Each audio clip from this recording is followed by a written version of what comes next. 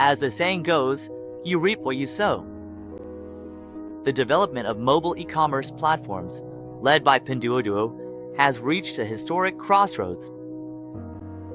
What kind of order to establish, what kind of system to form, and whether sustainable high-quality development can be achieved are no longer optional questions, but mandatory ones. These issues will continue to challenge them in the long run.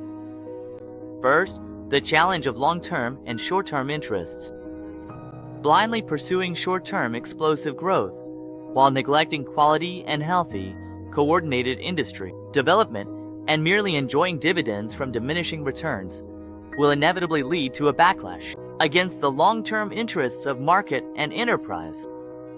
Development that fails to unify high quality and low price will be nothing more than a flash in the pan. Second, should we choose to pursue profits from short-term monopoly and market dominance, or opt for long-term dividends from balanced, healthy industry development? Do we understand the value of long-termism and harmonious, healthy industrial ecosystems, adopting a perspective of taking what is needed from abundance and building strength for sustainable growth? Or do we blindly rush forward, exhausting resources for immediate gain? This is a choice between extractive institutions and inclusive development. Third, orderly expansion of capital. The healthy and orderly expansion of capital must be based on supporting the development of real industries and on building a competitive order that is friendly to both online and offline businesses, especially to brick-and-mortar commerce. We cannot simply and crudely rely on the network effect, scale effect, and Metcalfe's law of the internet to create so-called winner-takes-all exponential growth, gain a monopolistic and dominant position, and then use abundant capital strength and traffic, along with subsidies, to squeeze the living space of brick-and-mortar businesses and quality products.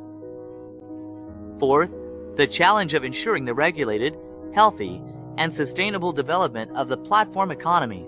The platform economy should serve high-quality development and a high-quality life, respect the contributions of all participants, and lead the economy towards shared development. Platform enterprises have developed a monopoly with a dominant market position.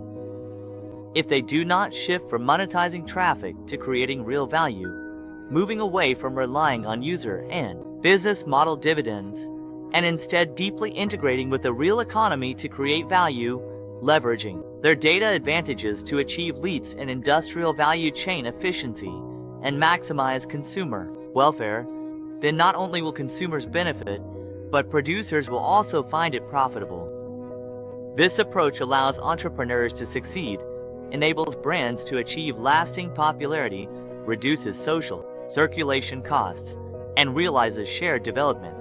It not only does not hinder fair market competition, but also enhances the legitimate rights of both consumers and merchants, and reduces negative externalities that platform enterprises may bring to consumers and society during their operations. Only the development of such a healthy and friendly business order can be truly dynamic and vibrant. How we address these issues determines the kind of order we have, which in turn determines the type and quality of growth we can achieve. To some extent, it also shapes our future lifestyle and standard of living. So we see and ask, with the rise of platforms like Pinduoduo, Douyin, and live stream e-commerce, is the underlying business logic about low prices? Does it represent a low desire society and the triumph of the so-called lower-tier world? When will our pursuit of both quality and affordability meet? Why e-commerce and internet economies, like the United States and East Asian countries, unite both quality and affordability? Have China's copyright peers simply forgotten to copy the values behind these business models? Or are the values underlying the order itself impossible to replicate? Or perhaps the unchecked expansion of capital neither can nor needs to consider these long-term issues. And these are precisely the questions we should reflect on after the rise of Pinduoduo. What kind of system will emerge as a result of the underlying social and economic order it implies? Where will this giant ship of society be steered under such guidance? This truly deserves deep questioning. Is it possible to achieve an order both high in quality and low in, unlocking the secret to high-quality growth with systemic beauty, and realizing a rational, enduring, flourishing prosperity?